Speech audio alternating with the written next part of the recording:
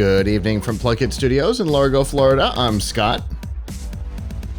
I'm Avram. And we are here with episode 568 of F5 Live Refreshing Technology for Sunday, August 2nd, 2020. This show is a proud part of the Tech Podcast Network. If it's tech, it's here. This week. There we go. This week, TikTok is starting to sink, Xbox Live is going free, and Patreon is paying for its policies. Wherever you are and however you're accessing our show, whether it be on social media, Facebook, Twitter, Instagram, or Snapchat, through a podcatcher like Apple Podcasts, Google Podcasts, Spotify, TuneIn, or a myriad of other options, through any of our live stream platforms, livestream.com, Twitch, Periscope, YouTube, or Facebook, or on our website, PLUGHITZlive.com. Thank you for making us a part of your day. There are two ways that you can do this. You can join us live Sunday nights at 9 p.m. Eastern at f5live.tv/join us. There you can chat with us during the show and give your feedback on the topics as we talk about them. Or you can always subscribe at PLUGHITZlive.com/subscribe. There you'll see all of our shows, including F5 Live, Piltch Point, PLUGHITZ Live Presents, and a whole lot more. And of course, find all of the ways that you can watch or listen. Hey, Avram, how are you doing tonight? Not bad. Not bad at all. Somewhat of a quiet weekend. But, you know, always opportunities for my son and I to work on stuff. This is actually, we built this a couple of days before the weekend, I should be honest, and for work, but my son helped me. This here, well, first of all, what does this look like to you? Well, it's an NES. For those who are listening, I am showing a Lego thing that looks like an NES. Yes, it does. It is actually technically not Lego. It is Lego compatible. It is okay. It is not official brand Legos, but it is not just a Lego-like representation of an NES. I have extracted from it because I need it for other testing, but in here is supposed to go, inside is supposed to go a Raspberry Pi. This is a Raspberry Pi case. Nice. And you use it to, well, simulate what it's like to play on an NES in buildable format. Nice. This is called the Retro Brick. And I thought it was kind of cute, so I thought I'd show everyone who's watching. This is this set. I think it's like under $30. There's 307 pieces. It took us like an hour and a half to build. Okay. So if you're building yourself a retro system out of a Raspberry Pi, mind you, this only works with the Raspberry Pi 3 and 2, not with the latest, with the 4. Okay. Although I guess if you took a few bricks out, unofficially, if you took a few of the side bricks out, you could probably fit the 4, but it's not a quarter, you know, with the full instructions, it's not exactly, slightly doesn't fit a 4. But anyway, it was. It's not a supported. It's not a supported usage. It's not supported usage. Although since these are Lego bricks or Lego-like bricks, you just remove a couple of extra bricks and you probably would fit. But it's not easy to take your system in and out of this. You have to kind of take it apart a little bit to get something out. Gotcha. So that's a negative. You can't get to your micro SD card without taking it out. So that's a negative. But it's cute. It is. You know, even if you were cute is fun. Even if you were to never put the Raspberry Pi in there, it's kind of cool looking just on its own. Right. I took it out and rebuilt the top of it, so I'll have it, because I had to use the Pi that I was using for this to test other cases, because I'm testing some others now that aren't as cute. But I have to say that if you were, let's say, making a gift for someone, which, you know, makes a lovely gift, install Retro Pi, the leading emulation software on an SD card. You buy them. You buy a Raspberry Pi, you put it in here. You know, it'd be a lovely, lovely little retro gift for someone. For sure. It's just my 2 cents. It's the kind of thing that I would love to get. Holidays in August. It's the kind of thing that I would love to get. So yeah. I'm totally with you. That's as somebody who has in the office right now has several actual working NESs. It's those are the kind of thing that like I get excited about. So it's definitely a win. Well, before we get into the news tonight, we have a topic that we need to talk about, and that is what CES 2021 is going to look like. We learned this week that it's going all digital, which is not a surprise. You and I have talked about the likelihood and kind of our hopes that it would go that way so that we wouldn't have to make the decision. Yeah, I'm glad. I'm glad that CES is going all digital. For those in the audience who maybe were like, "Hey, what are you guys talking about inside baseball?" A little bit. There's been some discussion about CES, the show formerly known as the Consumer Electronics Show, but now they just want to go by CES because they think it's cooler and they don't want to only be known as a Consumer Electronics Show. Uh-huh. Biggest show of the year for the tech industry, and up until this week there was still the pretense that they were going to have a show. Mm-hmm. And they were sending folks like us, journalists, and I'm sure also more importantly to the CTA, which runs it, clients, people who are buying the booths, Mm-hmm. and paid attendees, surveys saying like, what would it take to get you to come to Las Vegas if we had a bus that had no top on it? So you were in the open air when we're carting you around. Would that be okay? If we took everyone's temperature at the door, if we made everybody take a COVID test every day, how they would actually make that happen, I have no idea. But I think that was one of the questions. Like, if we tested people every morning or something. Yeah, I think you're right. I mean, unless there's some enhanced access to rapid testing, then that we don't have now. I mean, I understand that like at the White House they have 15-minute testing, but for however many tens of thousands of people attending CES every day, right? Good luck with that. 122,000 last year for 2020, I think. Yeah, assuming that a lot less people would come. Yeah, but yeah, let's say it was even 20,000. Right. I mean, that's crazy. So, I mean, what I said to my coworkers, and I've said this to Scott, and I've said this on social media and elsewhere, is like, it doesn't matter what the trade show does. Like, I mean, it matters a little bit, but not enough. Right. Like they could promise me that every other person on the show floor is negative for COVID-19. They could promise it to me. They could even if it could possibly be true, that they could prove beyond the shadow of a doubt, which is impossible because someone could have been exposed, like 5 minutes before they took the test, and then they don't have the antibody yet or whatever. But even if they could, beyond the shadow of a doubt, prove that nobody within the convention center would have COVID-19, which they can't claim and they can't prove under any circumstances, you still have to get there, right? Exactly. So that means flying to Las Vegas. That means being in Las Vegas. That means being out in, and I don't blame Las Vegas specifically. Like any business trip has this. Yeah. Has this potential drawback. Right. You've got travel time, you've got hotels, you've got restaurants, you've got Ubers, you've got all these things that are not part of your life or my life today that would be insane. And then on top of it, I can guarantee if it had happened that the CTA would have put some serious rules on top of what my studio could do, right? With social distancing and stuff. And the audience doesn't know how small my platform is, but I think you've seen it.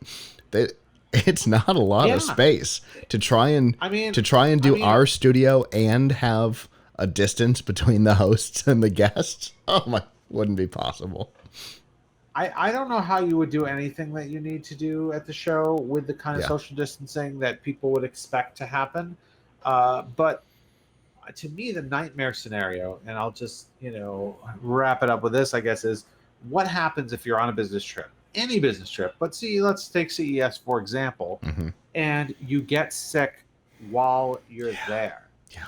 So maybe you got infected on the plane or in the airport.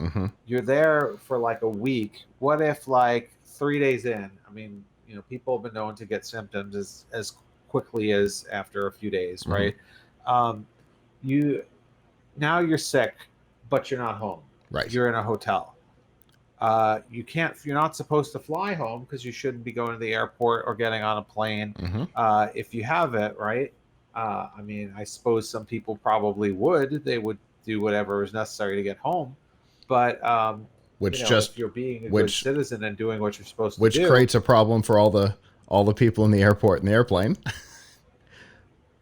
Right. But if you're doing what I'm saying is, if you're being a good person, being a good citizen and doing what you're supposed to do, you shouldn't go home. So now you're stuck in Las Vegas in a hotel by yourself with no one to take care of you. Right. By all rights, you shouldn't even leave the hotel room to go get food at the food court. And if you were so sick that you ended up in the hospital, well, the hospital would take care of you. But the majority of people who get COVID-19 are not so sick that they end up in the hospital. But they are very sick for a long period of time. So now you're talking about, I'm not home, I'm in a hotel, I have to keep paying for my hotel indefinitely while I'm sick. My only recourse to get food is room service. Like, I don't even know. And what happens if, I don't know, like, what happens if I find out, you know, like, they refuse to seat me on the plane because they think I might be sick, even though I don't know it. Now I have to go, what if the hotel doesn't, what if I can't afford to stay in the hotel? Like you're stranded in the middle of what if you're stranded away from home and you're sick? To me, that's the biggest nightmare one of the biggest nightmares I could possibly imagine. Yeah. Because I can tell you, my mother during CES this year was sick, and she had an entire support group around her, and it was still weird because she was sick in the wrong place, you know? And I mean, we have all the benefits of staying in a condo and having, 8 people living with us, and so there's a support group. We're living in a regular home. We've got a CVS on the corner. There's all those things, and it was still weird because she's in the wrong place. So if you take all of those amenities away, the condo, literally the CVS on the corner, thank God for that, by the way. The support group, that you take all of that away. Oh, yes, it's no good. So who's gonna? I mean, there's nothing that they could do that would make it for certain that wouldn't happen. Yeah, exactly. Being sick here is bad enough, and possibly with a disease that by the way often leaves permanent damage. But being sick, being incredibly sick on your own with no one to take care of you in a hotel with no end in sight. No good. So with that, with CES going all digital this year, obviously that's going to make our coverage different. The TPN coverage obviously is different than the Tom's Hardware coverage, but this is still going to change what it looks like for both of us, because you're not going to be able to walk around the show floor and do videos or go to suites and see things ahead of time. We're not going to be able to have guests come up to our studio and do interviews. So here's what we want to know from our fans. With an all-digital conference, what kind of coverage can we provide for you guys that would be informative? There's going to be digital press conferences, as you would expect from an event like this. There's also going to be, and we don't have a whole lot of detail on this, but some sort of a digital show floor. Again, don't know what that means yet, but at some point, hopefully we will. But, what can we create because the thing that we always talk about with CES is our access is different. Even if you could get into the show floor, our access is different than yours would be. So using our access to the show, to the exhibitors, to the press conferences and stuff, what can we do to bring news to you? What kind of format would make sense? So find us on social media. You can get us the card at the beginning or in the post, but basically at PLUGHITZ Live, basically anywhere you are, or at Tom's Hardware, basically anywhere you are. Let us know what kind of coverage for a show like that would make sense, so we can start planning, because we don't do any of it for us. We don't go out there and Right. cover this I stuff mean, for us. We do it for our viewers, so. I was talking about this with a colleague this week, and there's no question that the quality of coverage is going to suffer a great deal Sure. for everybody. It has to, because the coolest stuff that happens, and you know, obviously I'm looking at this as a journalist, is when you find this little scoop that you weren't supposed to find, right? Yes. Maybe there was something on display in a booth that it was a product, but it wasn't mentioned in the press release, but here it is in the booth. Yeah. And maybe it wasn't even supposed to be there. Maybe it was a mistake, you know, or somebody, you talk to somebody, or you find some small company and get some information, or you find some small company that nobody's ever heard of. My best example of cool stuff coming out of CES was Benji Locke. You know, meeting Robbie before anybody else knew who he was. Right. That happens because you're there physically. That will not, it just won't happen digitally. Everyone will see the same press materials. Everyone will get the same pictures. Everybody will get the same information. Right. So I think it will be very difficult for anyone to stand out. Right. Which is the reason why I'm curious what we can do for our viewers, for our listeners, for our readers. What can we do that would make the coverage interesting for you? Because there are going to be all kinds of restrictions, all kinds of limitations put on top of us because of the fact that we're not all together. So, how can we get around that for you? What can we do to take the information we have and make it more interesting for our listeners, our viewers, our readers? So definitely let us know, because we've got a couple of months to start planning what it will look like. For our live show, we may do some remote stuff. We might do some press conference coverage. Who knows? It all depends on what you guys want. So that's that. Let us know what you're hoping for. But with that, let's get down to some news.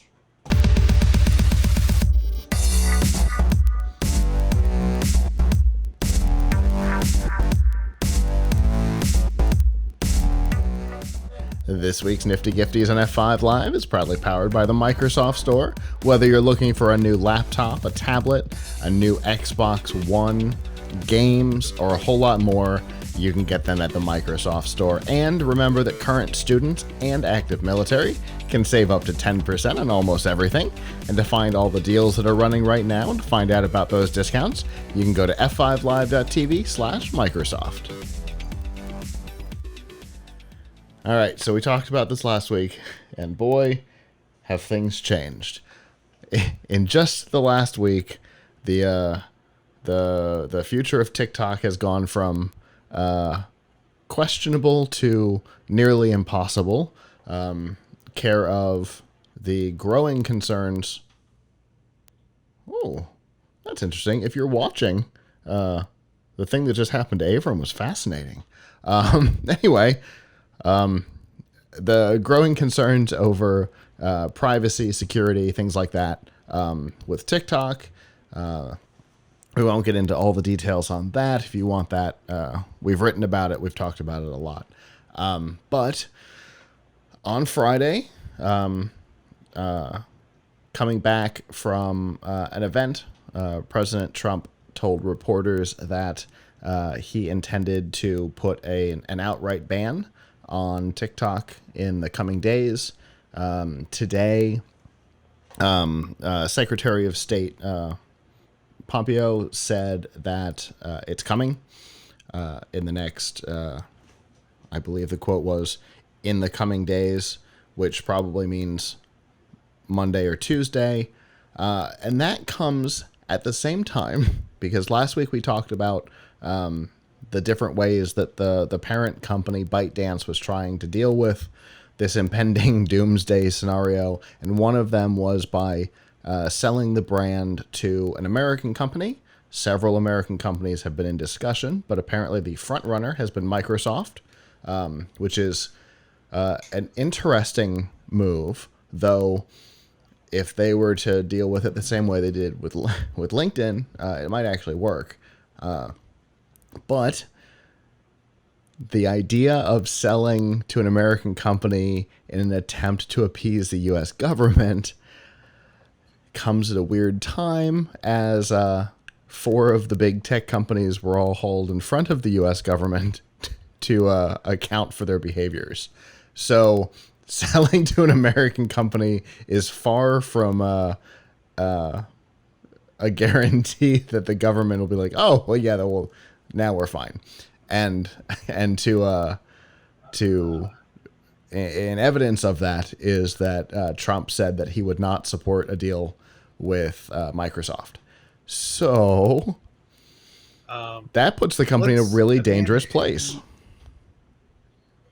It does. I mean, here's the thing, though. I mean, when you say, does it appease the government, there's no the government, right? There's Congress, and then there's the executive branch, and then there's the Senate, and they have different requirements, different interests, right? So, and then you have the FTC, you have the FTC, you have the FCC, you've got other communication stuff involved. Right. So this is one of those situations where it's not 100% clear where the line between security and politics, is drawn, right? Like, how much of this is security and how much of it is TikTok. Has a lot of people on TikTok have done things that have kind of irked the president a little bit, like the people who were doing getting the tickets for the Tulsa rally that didn't show up. A bunch of teenagers doing that. That was all done through TikTok. Yeah. There have been a lot of unflattering parody. There's been some unflattering parodies of the president on TikTok. So, keep in mind that sometimes when a social network does stuff that the executive branch currently doesn't like, they talk about regulation, as happened in the case with threatening to remove the safe harbor because of Twitter putting warnings, disclaimers on Trump tweets. So one would think that turning over the business to Microsoft should solve any legitimate concerns about information being shared with the Chinese government. So I know that the ACLU is actually trying to stop TikTok from trying to stop the government from banning TikTok on the premise that it's banning a form of speech. And obviously, as I believe you said, well, there are other ways to communicate out there besides TikTok, but it is a little bit chilling that you could have a branch of the government decide that, like, a social media site, we don't like the conversation going on there, so we're gonna cut it. I feel like a lot of these security decisions that are being made, not just with TikTok but with Huawei, I think that the government really needs to put up or shut up, right? Like, if there really is a security problem, then they need to provide some evidence of that to the world or to the American people, rather than vaguely saying that something is a security threat, because or at least this is interfering with the business, or at least to because it's if it's a true security threat, they may not be able to release what that security threat is to the people, but at least to the other branches, right? That's the whole checks and balances thing, right? So just because the executive branch says there's a security threat, well, let's let's give it to let's get the Security Council together in the Senate. I mean, Let's discuss it and let there the branches talk there are together. But a lot of it, yeah, a lot of it could probably be disclosed. But in fairness, there is the possibility that something couldn't be disclosed. Just wanted to put that out there. Yeah, I'm sure they can't disclose every secret method or whatever, but don't expect. I mean, I think most people in America on all sides, political sides, have a welcome distrust of when the U.S. government says we have to do such and such because security, but we won't tell you any more than that. Yeah. Like that's that has a rich history of being an excuse. So I think Especially following the Patriot Act. Right. So I think people, being banned from using a product like Huawei or a service like TikTok, I think we deserve a more information, more transparency about why that would happen. Because I mean, I don't think America wants its businesses being summarily banned in other countries because security without some type of explanation. So, I don't think this is a good practice.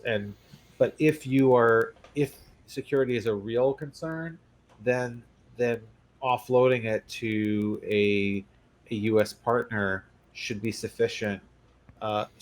Should be sufficient to address the concern. If it's not, at least after some sort of a transition time. Then why are we here? At least after some sort of a transition time, because there's going to be technology transitions and stuff like that. So there'd be a period of time where it may not be solved. But yes, the end result of Microsoft taking over should theoretically be a solution to the concern. The Chinese government no longer owns the product because ByteDance is technically a government corporation. So Microsoft taking over should alleviate that problem. So the concern over the I wouldn't support a Microsoft takeover, that's a little worrying. Yeah. Also, doesn't the government already have huge contracts with Azure? Isn't there a huge defense contract with Azure? Oh, absolutely, there is. Microsoft. So are we saying we can't trust Microsoft now? Right. Exactly. Yeah, it is all very strange. Because obviously the government, the military, trusts Microsoft, or Jedi wouldn't have been awarded to them. So,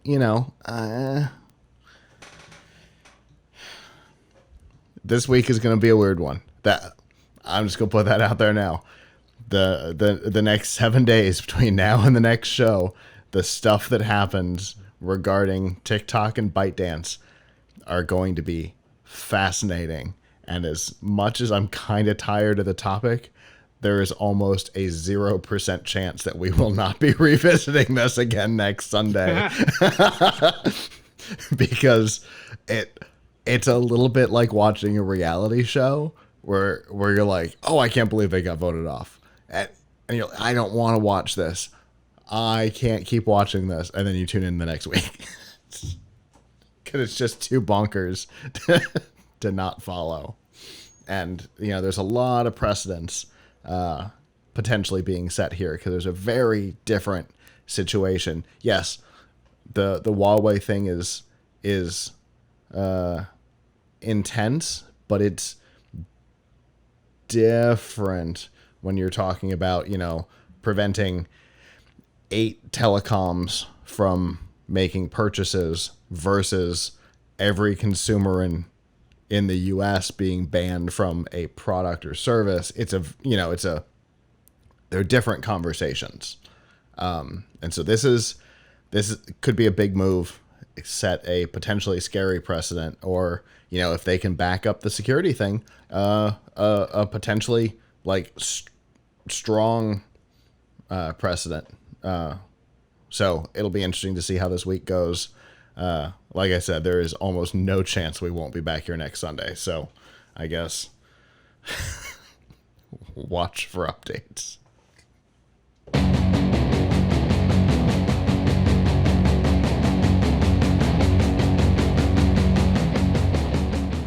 This week's Piltch Point is proudly powered by PureVPN.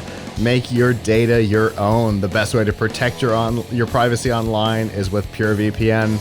You can hide your online activities, say goodbye to regional restrictions, and improve your streaming quality. Plus, it's available for almost all of your devices, and you can get a special price and a 31-day money-back guarantee by going to piltchpoint.live/PureVPN.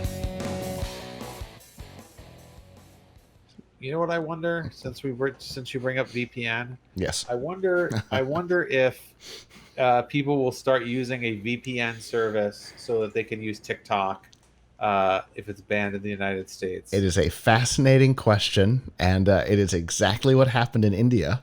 The moment India banned it, and somehow they managed to figure out how to keep the ban in place through VPNs. Don't know how it works, but I know India pulled it off. That could be a selling point for someone's VPN. Though. Could be. Hey, our VPN works with TikTok. It's an interesting point, and if it gets banned this week, the first thing I'll do is test to see if I can get around it with PureVPN, because I personally have an account. So yeah, that could be a selling point. So this week there were just a lot I wanted to talk about. There's a lot of action going on in the chip world, particularly around Nvidia being really ascendant, AMD also doing pretty well, and Intel having to disclose a major delay and disappointment. Since our show logo is green, we'll talk about Nvidia a bit more. Also, because Nvidia has a lot going on. So one thing that is going on is Nvidia is really on the cusp, and we have a story about this on tomshardware.com. Really on the cusp of coming out with its new graphics card. They haven't announced their new Ampere graphics cards yet, what we believe will be called the RTX 3080, but they've stopped selling some of the major last gen cards, and people are having a hard time getting them, which leads us to believe that we will see that new cards should be coming within the next month. Now, we don't know this for a fact, but when a company starts cutting off supply of an older flagship product, that means a new one is probably in the pipeline. Especially when you're talking about video cards, which right now have been in a slightly higher demand anyway. So to cut that supply off now lends even more credence to that concept. Right. So prices are going up because there's basically a shortage of RTX 2080 and RTX 2080 Super cards. So it seems like the long-awaited codename Ampere cards could be coming very soon. We believe early September, perhaps, maybe even sooner. Now, that's the video card part of the NVIDIA business. But we know that NVIDIA does a lot more than video cards. NVIDIA is big in artificial intelligence. They have the Jetson platform.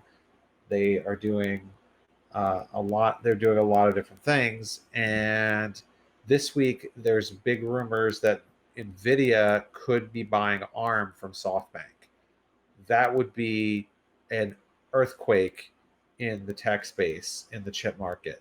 Because for those who don't know, ARM doesn't make any processors, but they license the technology behind pretty much every mobile processor that exists. So and so many other things, right? So there's ARM-based processors in every single phone. Apple is now moving to ARM-based processors for its PCs. We see them going into Internet of Things, into ARM processors, or in some servers. So ARM is becoming ARM is not becoming ARM has been huge, but ARM doesn't make anything. ARM comes out with the IP, and then they license it to companies like Qualcomm, Apple, Nvidia, smaller name companies like MediaTek and Allwinner, and a slew of different companies, many Chinese companies too, by the way. And then those companies take this IP and then they turn it into their own thing, their own chips. But you know, ARM chips, while there are so many different manufacturers, they all have in common that they use the intellectual property from the ARM company.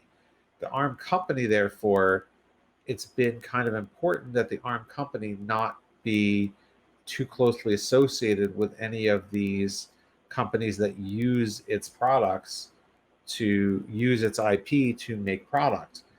What will happen if Nvidia, which you could argue whether or not they're a direct competitor to Qualcomm or they're a direct competitor to Apple. I mean, they're not going directly into phones. At one point, Nvidia was trying to get people to put Tegra in phones, but that I don't know if there a single phone ever came out with it. They're certainly not really trying anymore. But to have a single company own own the license to the technology suggests that there's a possibility that companies would look elsewhere, and we would see other forms of processor pop up if Nvidia takes control of ARM, or at the very least, for the time being, companies that are maybe not totally directly competing with Nvidia, but quite possibly. I mean, I think Qualcomm wants to get into AI and things like that. Qualcomm, would have to license their tech from Nvidia. So, Apple, which does not use Nvidia cards in its computers, would now have to do business with Nvidia in order to make its Bionic chips. So that's kind of an earthquake, giving them control over this. It's almost like what would happen if HP or Dell bought Microsoft, bought Windows, right? How would the other companies feel about buying the operating system from their competitor? So, This might be the granted, this might be the worst time ever for Intel to have retired their mobile division. right? No, I mean, I don't know what would pop up in its place, in ARM's place. Risk V, maybe. I don't know. Maybe everyone will just be happy and hope that Nvidia doesn't use the competitive advantage of having ARM if they successfully complete this merger. Um, but they don't use the competitive advantage of ARM to strong arm their competitors, because it would definitely put them in a really strong position. Nvidia maybe could then go and try and get into more ARM markets, because if they own ARM, there certainly would be a lot of synergy there for them. So who knows? But it definitely would be a big change. I don't know exactly what Qualcomm and Apple are thinking. Maybe they think this is because maybe they don't view Nvidia as a huge competitor to them.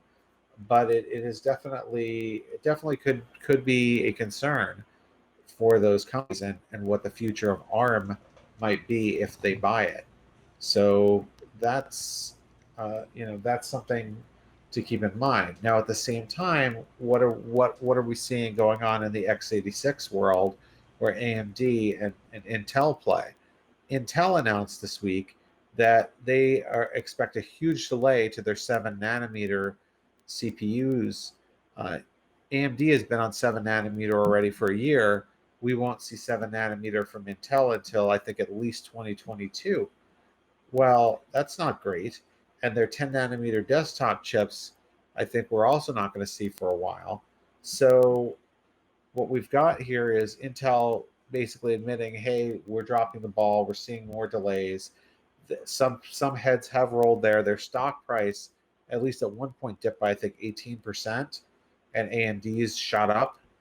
And Nvidia has also had a pretty good few weeks there. Also, it's now most recently at $424 a share, and about 5 days ago it was at $409 a share. So it has been going up. So, this is obviously not a good time for Intel, and it is a very interesting time for the world of ARM. And AMD continues to really be ascendant, but it looks like Nvidia is also ascendant. Yeah, look at this. Wow, someone should have invested in Nvidia. So in February, Nvidia was $240 a share. Okay. On Friday, it was $424. So the stock price has nearly doubled in 6 months.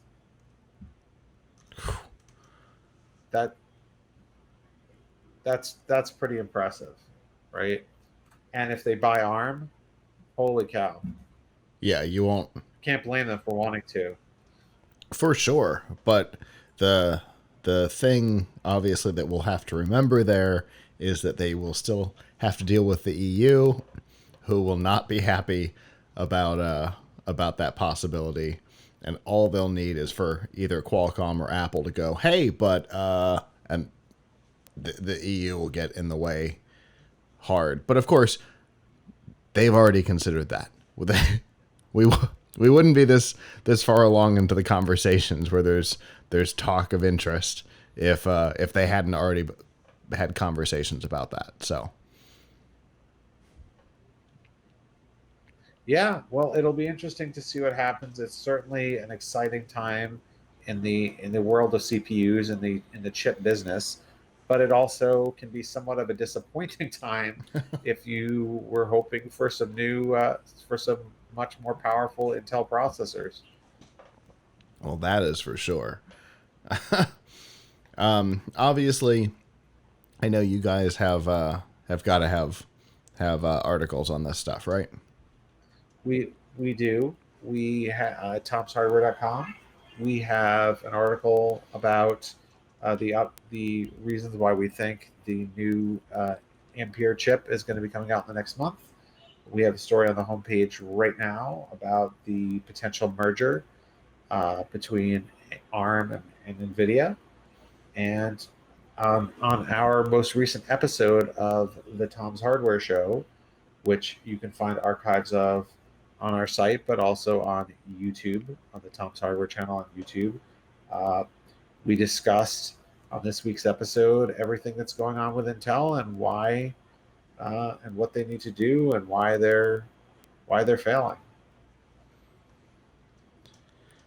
Well, you mentioned stock price. I am looking at the year over year right now, and almost exactly a year ago, Nvidia stock price was at its lowest at 148.77 on August 15th, and the 31st it was at its highest, 424.59. So, what a difference a year makes. Basically, triple the stock price. We should have bought Nvidia. Certainly more than I have. I've got a little bit, but not enough to matter. Yeah. Oh my goodness. Anyway, that's disappointing. But good for them, because they've definitely, like you said, between their AI stuff, the demand for their video cards, and now the possibility of buying ARM, they're definitely positioning themselves as essential. So good on them. They've found some niche. Anyway, I appreciate the topic because it's truly fascinating. what's going on there, and not everybody gets to follow it. So, as always, I appreciate it, and I can't wait to see what we talk about next time.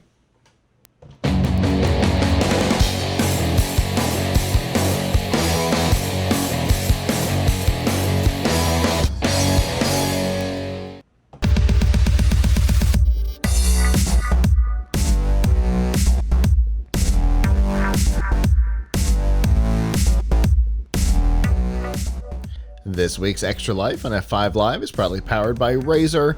Get all the accessories you need to up your game on PC, console, or mobile devices from Razer, whether you're looking for a gaming mouse and keyboard like we use here in the studio, a webcam and or light for your Twitch stream, or an entire gaming setup like the Razer Blade 15. You can find it all at Razer by going to f5live.tv/Razer. All right, so obviously the new consoles are coming, the next generation of gaming consoles, just a couple of months away. Both companies, both Microsoft and Sony, have been making announcements and big deals about what it is that's coming. We've seen hardware. We saw Microsoft recently do their first gaming showcase. There's likely another one coming in the next couple of weeks. And one of the games, obviously, that for Microsoft is always a big deal is the Halo franchise. This game is going to be called Halo Infinite. And people want information, clearly. And so game listings have been going up. But one of the things that's interesting is that one site actually put up a game listing. Smith's Toys put up a game listing for Halo Infinite that included some unknown information. In it, it says the legendary Halo series returns with the most expansive Master Chief campaign yet and a groundbreaking free-to-play multiplayer experience. Enjoy up to 120 FPS and greatly reduced load times, creating seamless gameplay with Xbox Series X. Now, 120 frames per second is a pretty big deal. Obviously, that's one of the kind of new hallmarks for the new console is enhanced FPS. And I'm not going to lie, don't care. That's not the part that stands out here for me. The part that stands out is the free-to-play multiplayer. Now, it could mean one of two things, or it could mean both of two things. It could mean that, unlike basically any other Microsoft studio, I think they're called Xbox Game Studios now, but any of the Xbox branded games, that multiplayer may not require you to purchase the game, which would come from the same playbook that Epic Games uses for Fortnite, where you don't have to purchase the game to play one of the multiplayer modes, which is the one that most people play. And even though it's free to play, it's the one that generates the most revenue for the company. So it could mean that. It could also mean it could be some evidence of a theory that's been going around based on some other evidence that Xbox Live Gold and Silver are about to go away, and that everybody will get Xbox Live for free starting later this year. Ooh, again, if you're watching, the thing that just happened to Avram is fascinating. I cannot wait to show it to you later, Avram. Anyway, no, I can see it myself. Okay. I look like what happens at the end of 2001: A Space Odyssey. Indeed, it's fascinating. I have no idea what's going on tonight. Anyway, so the idea that Xbox Live would go completely free has some existing evidence. The first being that the Xbox Game Pass Ultimate is getting the mobile streaming for free without any addition to the price for the service. Also, Microsoft has discontinued the 12-month subscription for Xbox Live Gold, which to some some people called it a Microsoft money grab because the per month is the cheapest on the 12-month subscription. For me, I have maintained that they got rid of the 12-month subscription because in less than 12 months, there will no longer be a subscription. So this could play into that as well. It could be one, it could be other, it could be both. It would not surprise me if Microsoft took advantage of its flagship Xbox franchise to experiment in the free-to-play realm, to see if they can take on the Fortnite business model, as Microsoft has been experimenting with business models for games. Obviously, Game Pass is a great example of that. So I wouldn't be surprised to see it, but it also lends credence to the free Xbox Live, which I think would be a big thing for them. So what do you think, Avram? Yeah, I mean, I think that's great. It will obviously be a boon for consumers. I think the question is, what platforms would that go across? Would it only be for Xbox hardware, or would it also be PC? Would people be able to dial? I mean, I guess for Halo you can't really use that on other consoles, so it doesn't really matter. But would you be able to do cross if it applied to other titles? Would you be able to do cross play with it? So I guess we don't know. So other platforms in this case could mean Xbox Series X, Xbox One, PC, and mobile through xCloud. So technically, there would be 4 platforms that you could free play across. And with xCloud, it's iOS and Android. If you wanted to, you could emulate from there and play it in even greater places. But I wouldn't be surprised if obviously it'll never come to PlayStation. Although Microsoft does have a game on PlayStation, but that's because they bought Minecraft. But we won't see it come to PlayStation. But considering Microsoft's whole we're everywhere philosophy under Nadella, wouldn't be surprised if we started to see games start coming to Mac and maybe even Linux. I mean, there's the whole Microsoft Hearts Linux campaign. I wouldn't even be surprised if we saw it there. Microsoft games are even come to Steam. I mean, yeah. Well, not to keep bringing up Raspberry Pi wherever I go, but when I think, as a lot of people here know, I have another show that I recently started called the PiCast, and which is on Tuesdays at 2:30 Eastern. And on the first episode of that show, we had the founder of Raspberry Pi, Evan Upton, and one of the things that he said was he doesn't understand why there's not more of a gaming community around Raspberry Pi and why aren't more game developers supporting it. So, I don't know. Could we play Halo on it? If you had Project xCloud for it, you could. I was going to say, for sure you could. I mean, indirectly, it's not the most direct way to get there, but with a Linux distro, which is what we're dealing with there, you could easily put an Android emulator on it. I don't know if there's an Android build for Raspberry Pi, which is the reason I'm saying it. Okay, well then there you go. There is. But I don't know if it's that great, but there is one. But I think the issue isn't like hacking it, which I love more to direct do because that's fun. But I think what Upton's point was, hey, we should actually have companies like Microsoft offering more direct support. Like here's not like you can hack it and find a way to play this, but like here we actually are directly supporting it. Which, in fairness, is a big part of their community, which might be part of the problem. But the idea of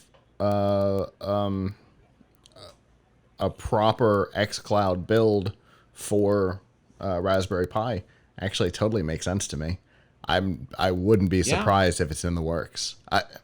Just knowing the whole Microsoft we're everywhere philosophy right now, I wouldn't be shocked if there's not somebody within Microsoft, even in their off time in the garage, building an xCloud build for Raspberry Pi. Yeah, I mean, hopefully they are, because there's, Microsoft's point that we've talked to many times on the show is that they are not trying to do lock in Hmm. with their platform as much as they used to. They really want people to just use the software and use the services. Wherever you are, it's kind of the philosophy. If you're already there, so are we. So if they hear enough of it, I bet they'll start leaning that direction naturally. So, but a free Xbox Live would be a big deal. A Fortnite style free to play multiplayer experience would be a big deal. I have a feeling that there's going to be a little bit of both coming out of this. That quote about the game no longer exists on that website. We've linked to the page, but it is no longer there. My guess is it was not supposed to be there yet, and Microsoft freaked out and asked them to take it down. But But see, that's where journalism comes from, right? Like right, that's why when we right were place at the talking right earlier in the time. show about CES, it's why I'm so sad that there's Yeah. not going to be an in-person CES, even though I don't think they should have one. But we're going to miss out on a lot of journalism Mhm. because when you only deal with stuff that's spoon-fed to you, then you're going to have the same information as everybody else. Right. You're not going to break any stories and not going to be anything exciting. When you're there in person and you see, hey, somebody has something in their booth that they really weren't supposed to have, you know, Mm-hmm. somebody is It's that showing right something place, that they right really time. was supposed to be behind closed doors. Yeah. Right place, right Yeah. time. And that's what happened here. Somebody happened to be on the site and they're like, hey, I've never heard them mention this before. I wonder what it means. So, I wonder what it means. We all wonder what it means. And holiday 2020 is coming quick. It will not be long before we know what it means. And if I had to guess, I would say since this made pretty big waves this week, that at the next game showcase, we will probably find out what it means. Just a guess, because I can't imagine that they can ignore it officially for too much longer.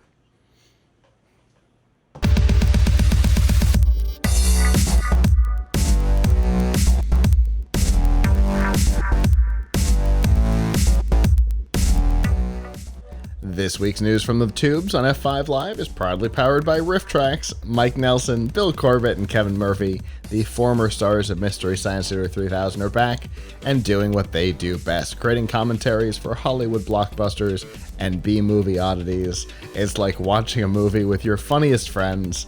And to find out about the full-length features, the short films, and the live events, like the Stranger Things Episode 1, you can find all of that by going to f5live.tv/rifftracks with an X. All right. Another week, another bit of information about the Twitter hack. This one is interesting to me in particular because it involves our area here. Two big pieces of information came out this week. The first coming from Twitter about how it happened, because obviously the how has been very important to help prevent it from happening at Twitter and other companies in the future. It turns out the how comes through what they call a sophisticated spear phishing attack, which essentially involves using social engineering to trick people inside the company and very specific people inside the company, hence the spear versus just a general phishing attack, into giving up access that they should not. The first round, they contacted whoever they could get a hold of. They got them inside of the company's network so that they could research policies and procedures, so they could figure out who to go after in the second round, so that they could get credentials to use the internal tools. And from there, they were able to, as we all know, tweet from some pretty high-profile accounts and also access the DMs of 30-something accounts. So the thing to learn here is if somebody calls you or messages you saying that they work for your company, they don't.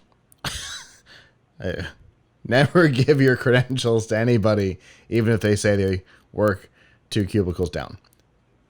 That doesn't matter who it is. Don't give your information up. The other big thing that came out was The Who, and not the band. So I knew you'd appreciate that one, Avram.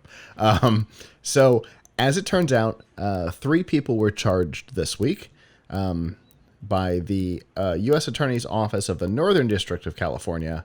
According to the information that came from the Justice Department, 3 people.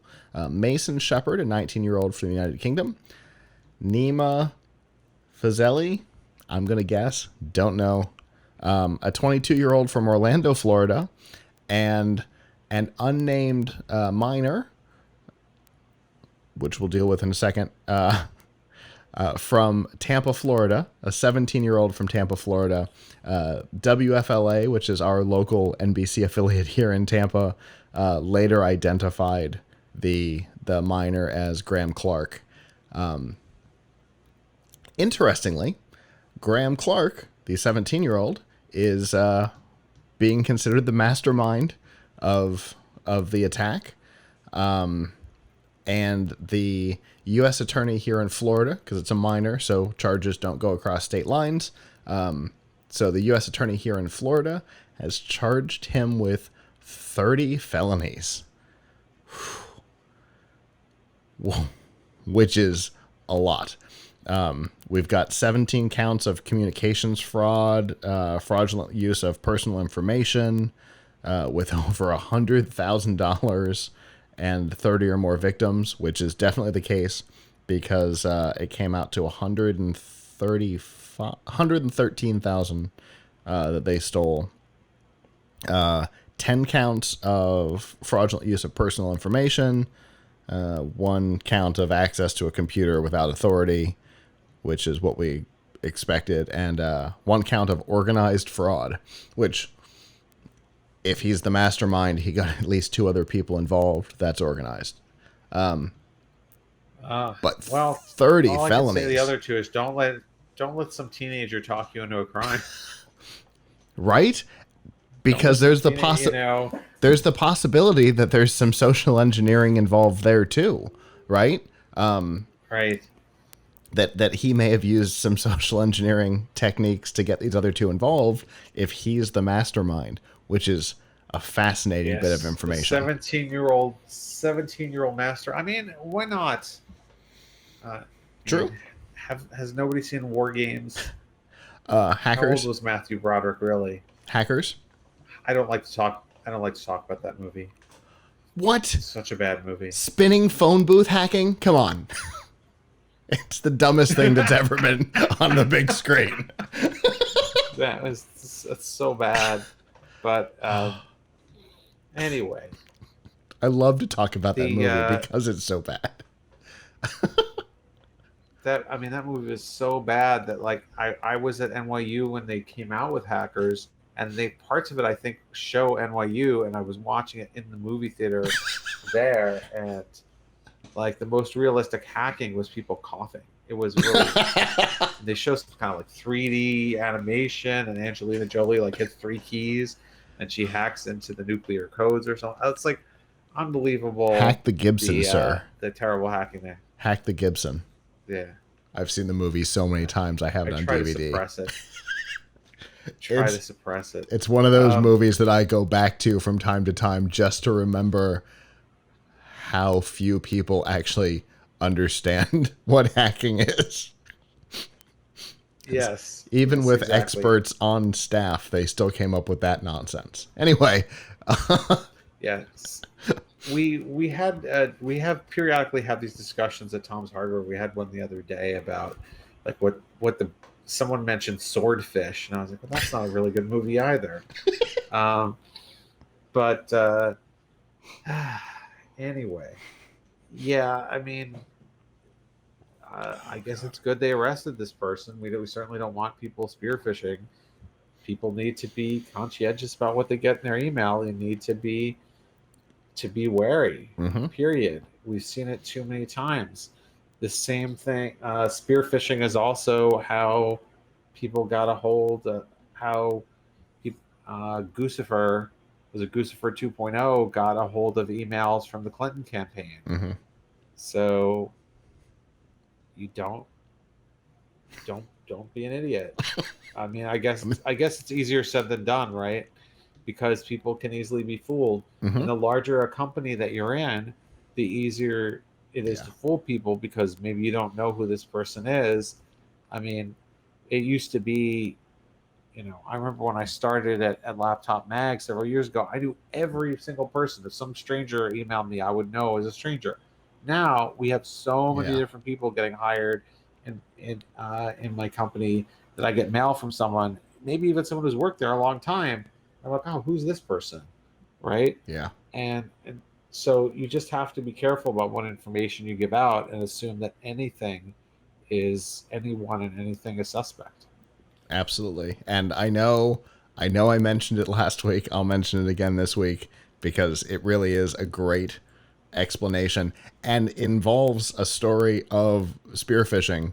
There's the song Social Engineering by the nerdcore rapper YT Cracker, which is whose backstory is suspiciously similar to the main character in Hackers, by the way. Anyway, I'm fairly certain his story is the basis for the movie. But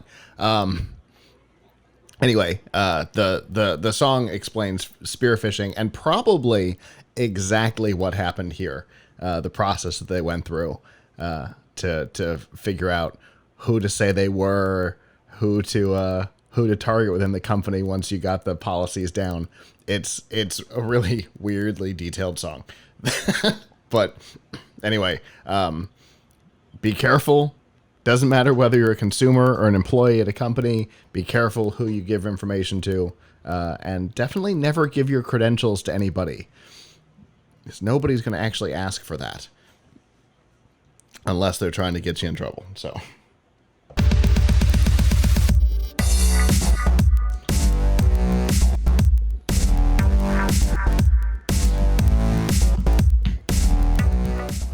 This week's DRM Not Included in F5 Live is proudly powered by Amazon Prime. We all know that Prime offers free shipping on millions of products, but that isn't all you get. In fact, for your $99, free shipping might be your least favorite feature.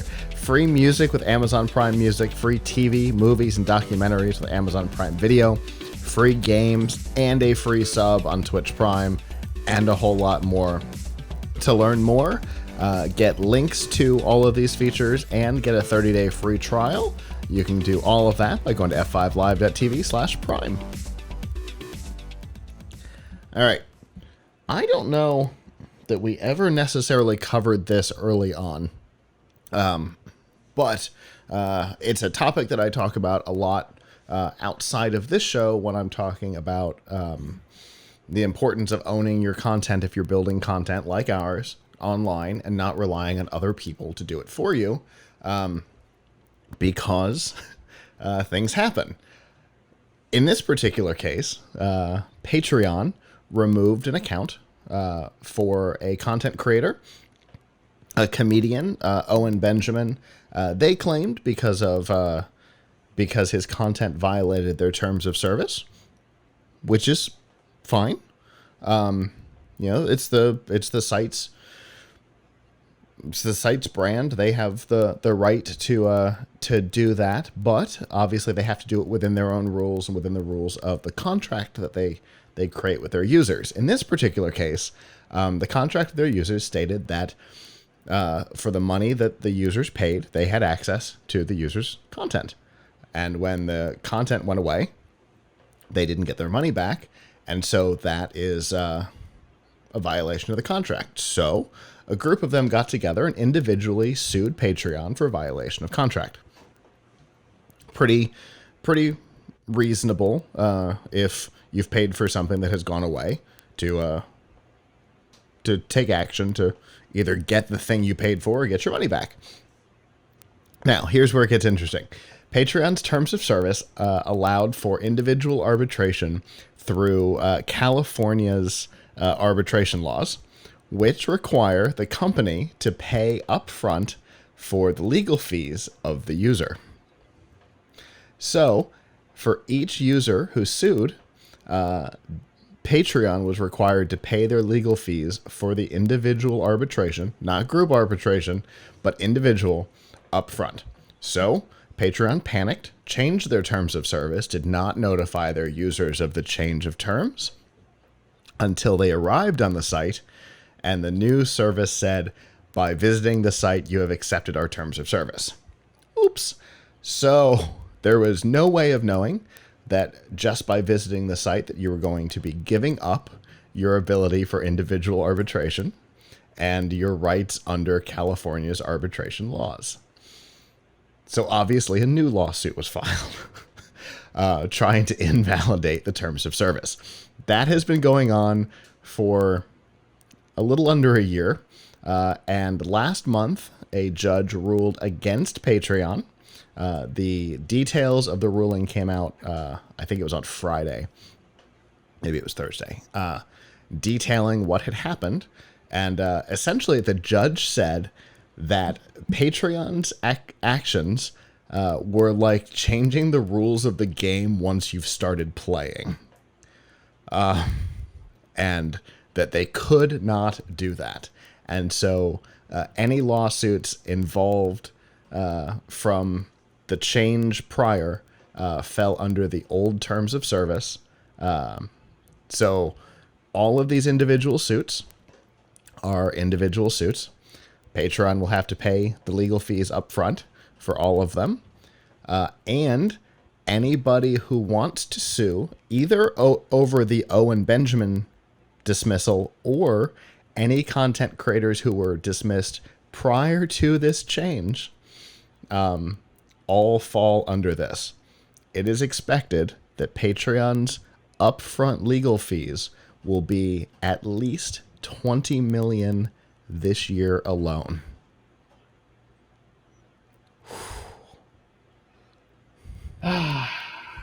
Can they not just offer everybody send their money back now? Maybe. I don't know if I don't know once the suit is filed. I don't know if that is going to deal with the legality of it, because that might be considered settling, and so the legal fees up front are still having to be paid. So it might be 20 million plus giving their money back. I don't know. But yeah, that's wow. They did not think about. So is this only people who were fans of Owen Benjamin? Anybody who was a paid fan of Owen Benjamin or a paid fan of anybody else dismissed under these same rules prior to can file suit under these rules. Sounds like that Patreon is just not very smart about their business. They should have figured out. I think probably what they were trying to do was avoid a class action, so they created a situation where they had to go to individual arbitration, and so that's usually more favorable to a company because then no one can do a class action, right? And then it's arbitration, not court, so they like that better. However, but being filed in California sets them up for all kinds of different rules because California is a different beast. They were trying. They should have let the class action lawsuit happen, because then what they would do is eventually end up paying the lawyers a few $1 million and paying everybody $11. Now, yeah, it's something really crappy, but I feel some sympathy, some empathy for Patreon, because obviously they were trying to protect their business, but also they're trying to protect their business by enforcing some kind of decency rule, because Owen Benjamin, I mean, I can't speak for, I don't know who else was banned and why they were banned, but Owen Benjamin is a terrible bigot. So indeed, let's just be clear about like what what he did. He's a Holocaust denier. Mm-hmm. He's talked favorably about slavery. Not a good person. Not yet. So I understand why Patreon would be embarrassed. Forget whether or not they think he's a bad person and these are bad ideas and they don't want to be a part of it. It's bad publicity for their business. Sure. Especially bad publicity for their business. When their business model is similar to YouTube's in that, his brand is, let's say, owenbenjamin.patreon.com, just like, youtube.com/Tom's Hardware or youtube.com/PLUGHITZ Live, right? It is a sub brand to theirs versus tomshardware.com or PLUGHITZLive.com, which is just us. It's just got our names on it. Right. And so it reflects directly to them because their logo's at the top of the page. Right. And they have to sell. I mean, I don't know. Does Patreon even sell ads? No, I guess they're just expecting people to pay.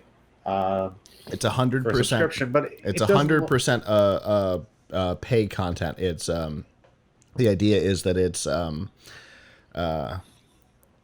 bonus for the artist. It's a bonus on top of content. So like what we've thought about with Patreon is that we could publish CES interviews as they're edited, without text, without all the write-up, without all the stuff that makes it take forever for us to publish. To Patreon, people pay $5 a month or whatever, and they get all of our stuff just raw as it happens, versus people who are getting it for free, paying whatever, getting it when it comes out, having the ads attached to it and stuff like that. So that's what it is. It's like a subscription on Twitch, where you're paying to get a couple of bonus things and to support the content creator of your choice. Right. So while they could make the point that, hey, look, they could make the Facebook argument, we're not arbiters of content. Mm-hmm. We let anybody on our service, but I think they've seen that that's been very negative publicity. Yeah, it has. For a lot of services. And so if they have somebody who's flagrantly bigoted on there, it's not good for their business. Sure. Forget whether they think it's a good or bad thing morally. It's not good. It's not a good look for them. Right. For sure. And the idea of discontinuing an account, like I said at the beginning, totally their choice. It's why I always recommend people build their own brand on their own soil and use other things as bonus. But, in this particular case, I 100% support the decision they made. But the process through which they went to do it was wrong. They terminated the account. They should have prorated everybody who had paid for a subscription, return the prorated or even the whole monthly amount, because it'd sure be a lot less than what they're going to pay here. But, have a policy, prorate, there's 11 days left in your month. All right, you get a third of your money back, and the account's terminated. Boom. They could, if they had done that, there would have been nothing to complain about here, because it wouldn't have been a violation of the contract. Right. Yep. Pretty foolish of them. Yeah. One simple little mistake is going to cost them a lot. And in a time when there's so many alternatives now, even the most high profile Facebook and YouTube accounts now have this feature built in, where you don't have to leave the other place that you already are to get the closed paid for content. They're already losing market share, partially because of the way they handled this, and partially because there's so many options today. It's a bad place to be, and having to fork up another 20 million isn't going to make it better for them. So I don't know. If you're relying on Patreon right now, you might want to be looking at alternatives, because there's no telling how 20 million is going to hit them, because it could be hard. So just a warning. Well, that is our show. Thank you to those of you who joined us live. We always appreciate it. If you didn't join us live and would like to in the future, Sunday nights at 9 p.m. Eastern, you can go to f5live.tv/join us, and there you can chat with us in the studio, give your feedback on the topics as we talk about them, which we always like. Hello to JR Clips on YouTube, who I just see a comment from. So there we go. There's people saying hi in the chat room as we speak. If you're not able to join us live, that's okay too. You can always go to PLUGHITZlive.com/subscribe, and there you'll see all of our shows and all the many ways that you can subscribe to us or stay in contact with us as well. The topic of contact this week that both Avram and I would like is how can we create coverage of CES this year in the all-digital realm that would be interesting for you? What kind of stuff would you like to see from us? We'd love to hear from you. Find us on social media, click on the email, the Facebook, the Twitter, wherever, and let us know. And I guess with that, on behalf of the staff that's not here, I'm Scott. I'm Avram. And we will see you guys back next time. Ciao.